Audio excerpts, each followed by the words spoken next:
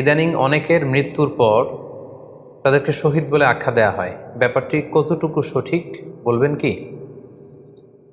প্রিয় ভাই, রাসেলের উত্তরে আমরা বলতে চাই যে এ পৃথিবীতে আল্লাহর দ্বীনকে বাস্তবায়ন করতে যেয়ে অথবা বিজয়ী করতে যেয়ে কাফেরদের বিরুদ্ধে সশস্ত্র সংগ্রামে যে মুমিন ব্যক্তি নিহত হয় তাকে শহীদ বলে।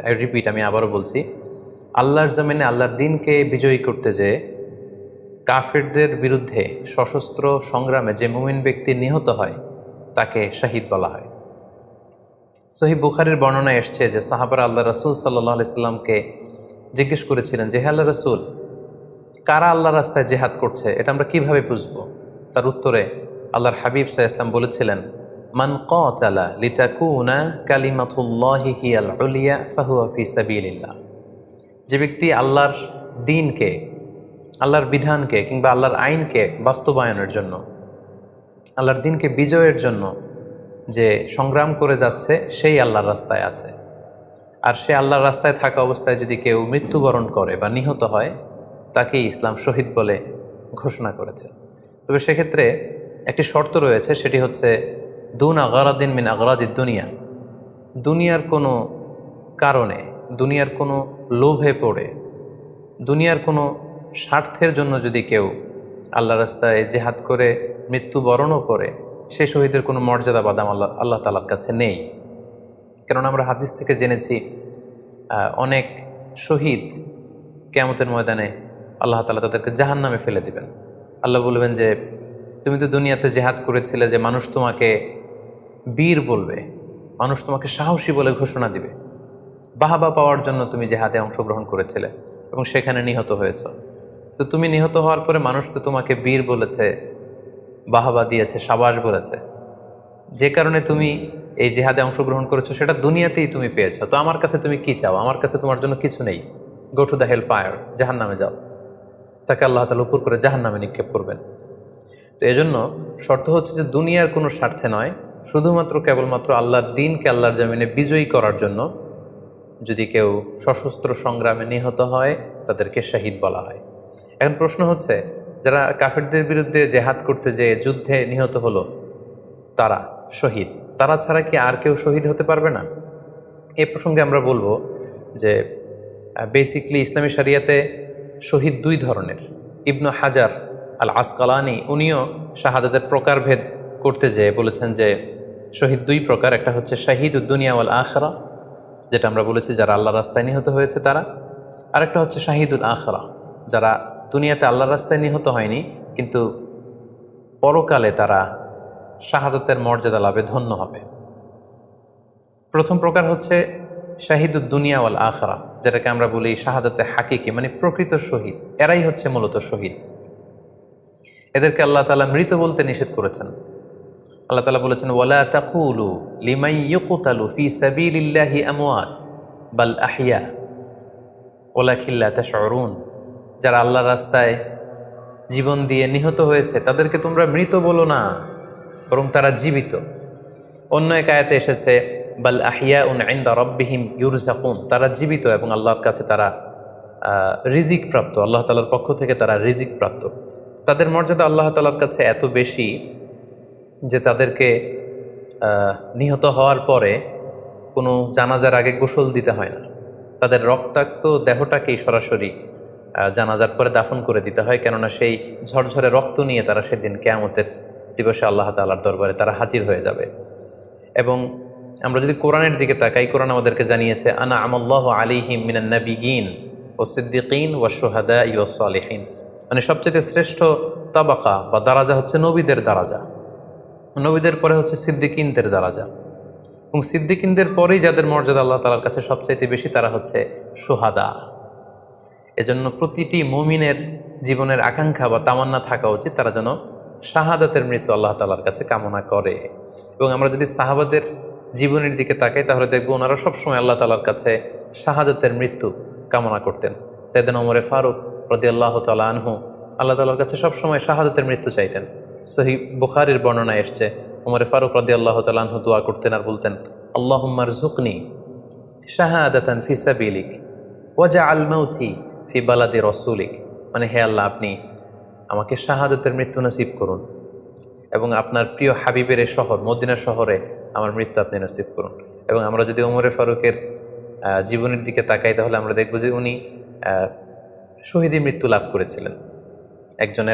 একজন অ্যাসাসিনেটরের মাধ্যমে আত্মাইর আঘাতে তিনি শহীদ হয়েছিলেন এবং আল্লাহ রাসূল সাল্লাল্লাহু আলাইহি ওয়াসাল্লামের পাশে আবু বকর রাদিয়াল্লাহু তাআলা আনহু কবর, তার পাশেই কিন্তু ওমরে ফারুকের কবর। তার মানে মদিনাতেই তিনি আল্লাহ রাসূল সাল্লাল্লাহু আলাইহি ওয়াসাল্লামের পাশে মৃত্যুবরণের পরে শোয়ার সৌভাগ্য তিনি অর্জন করেছেন।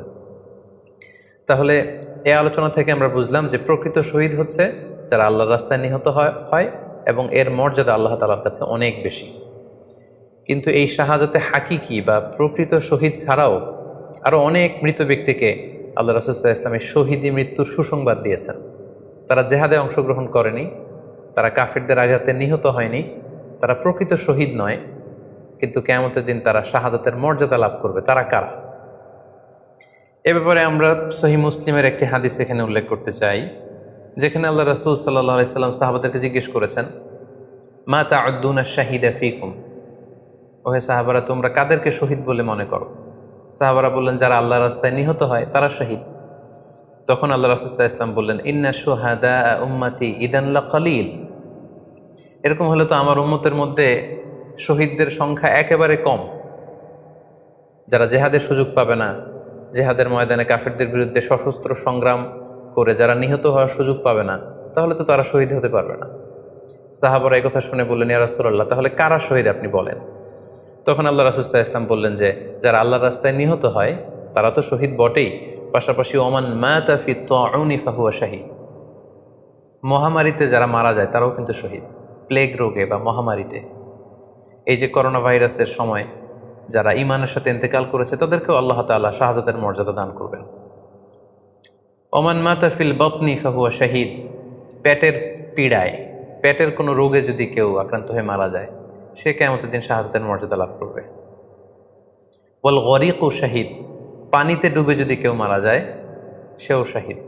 এভাবে অন্যান্য আরও অনেক হাদিসে, কোনো হাদিসে 5 জন, কোনো হাদিসে 7 জন, কোনো হাদিসে আরও বেশি, এভাবে আরও অনেক ব্যক্তিকে আল্লাহ রাসূল সাল্লাল্লাহু আলাইহি ওয়াসাল্লাম শাহাদাতের মর্যাদা লাভে তারা কিয়ামতের দিন ধন্য হবে এই মর্মে তিনি আমাদেরকে জানিয়েছেন। সুনানে নাসাইর একটি বর্ণনা থেকে আমরা জানতে পারি, আল্লাহর হাবিব সাল্লাল্লাহু আলাইহি ওয়াসাল্লাম বলেছেন, মান কুতিলা দুনা মাজলামাতিহি ফাহুয়া শাহীদ, অন্যায়ভাবে যদি কাউকে হত্যা করা হয়, হি ইজ ডিফেন্ডিং ইনজাস্টিস, অন্যায় প্রতিরোধে সে মারা গিয়েছে, এরকম মৃত্যুকেও তিনি শাহাদাতের মৃত্যু বলে ঘোষণা করেছেন। সুনানে তিরমিজির আরেকটি বর্ণনায় আল্লাহ রাসূল সাল্লাল্লাহু আলাইহি ওয়াসাল্লাম আরও কিছু ব্যক্তিকে শহীদ বলে ঘোষণা করেছেন। যেমন তিনি বলেছেন, মান কুতিলা দুনা দীনিহি ফাহুয়া শাহীদ, কেউ তার দিনকে হেফাজত করতে যেয়ে যদি মৃত্যুবরণ করে সে শহীদ। ওমান কুতিলা দুনা দামিহি ফাহুয়া শাহীদ, নিজের রক্ত বাঁচাতে যেয়ে যদি কেউ মৃত্যুবরণ করে শহীদ। তার সম্পদ বাঁচাতে যেয়ে যদি মৃত্যুবরণ করে সে শহীদ। তার ফ্যামিলিকে সেভ করতে যেয়ে কেউ যদি মৃত্যুবরণ করে সেও শহীদ। তার সম্মান, ইজ্জত, তার স্ট্যাটাসকে বাঁচাতে যেয়ে যদি কেউ মৃত্যুবরণ করে সেও শহীদ। আরেক বর্ণনায় আমরা জানতে পারছি, আল্লাহ রাসূল সাল্লাল্লাহু আলাইহি ওয়াসাল্লাম বলেছেন, ওয়াসাহিবুল হাদমি ফাহুয়া শাহীদ, অর্থাৎ ধ্বংসস্তূপের নিচে চাপা পড়ে যদি কেউ মারা যায় বা কোনো দেয়ালের নিচে চাপা পড়ে যদি কেউ মারা যায় সে শহীদ। ওয়াসাহিবু যাতিল জানবি শাহীদ, অর্থাৎ ফুসফুসের কোনো রোগে, লেটসে লাং ক্যান্সারে যদি কেউ মারা যায়, ফুসফুসের কোনো ভয়ানক রোগে যদি কেউ মারা যায় সে শাহীদ, শহীদের মর্যাদা পাবে। আল হারিকু শাহীদ, আগুনে পড়ে যদি কেউ মারা যায় সেও শহীদ। ওয়াল মারআতু তামুতু বিজুমইন শাহীদ, বাচ্চা পেটে ধারণ করেছে, অর্থাৎ গর্ভবতী মা যদি এই প্রেগনেন্সির কারণে কিংবা বেবি ডেলিভারি করতে যেয়ে যদি মারা যায় সেও কিন্তু শহীদদের কাতারে দাঁড়াবে।